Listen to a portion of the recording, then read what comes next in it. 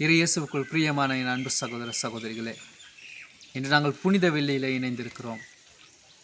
ஆண்டவர் எமக்காக காயப்பட்டதையும் எமக்காக நொறுக்கப்பட்டதையும் எமக்காக வேதனைப்பட்டு அந்த சிலுவையிலே தன் உயிரையே கொடுத்ததையும் தியானித்து கொண்டிருக்கிறோம். ஏசாயா 53:5 இப்படியாய் சொல்கிறது: அவர் நம்முடைய குற்றங்களுக்காக குத்தப்பட்டார், நம்முடைய அக்கிரமங்களுக்காக நொறுக்கப்பட்டார். அவர் மேலிருந்த தண்டனையால் நாம் சமாதானம் பெற்றோம், அவருடைய அடிகளினால் நாம் குணமடைந்தோம் என்று. அது உண்மை அல்லவா?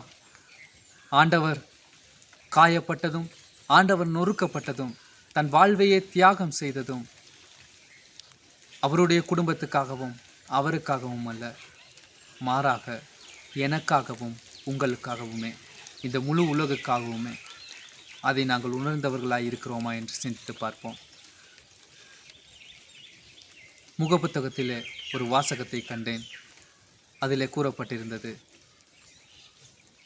தனக்காக மற்றவர்களுடைய உயிரையும் மற்றவர்களை காயப்படுத்துவதும் தெய்வம் அல்ல, மாறாக தன்னை வழிபடுபவர்களுக்காக தன்னை பின்பற்றுபவர்களுக்காக தன்னையே கொடுப்பதும் தன் உயிரையே கொடுப்பதுமே தெய்வம் என்று.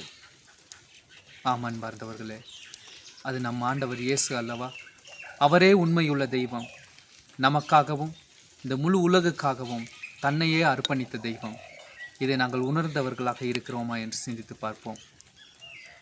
இயேசுவின் உண்மையுள்ள சீடர்களாக எங்களுக்காக ஆண்டவர் பட்ட வேதனையையும் அவர் பட்ட துன்பங்களையும் உணர்ந்தவர்களாக, அன்று இயேசுவை விட்டு ஓடிப்போன சீடர்களாக அல்ல, மாறாக இயேசுவோடு கடைசி வரை நின்ற இயேசுவின் முதல் சீடரான மரியாவை போல வாழ நாங்கள் முயற்சிப்போம்.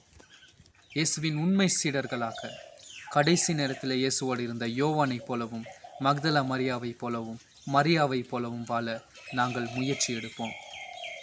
அதற்கு நாங்கள் ஆயத்தமாய் இருக்கிறோமா? ஆமென்.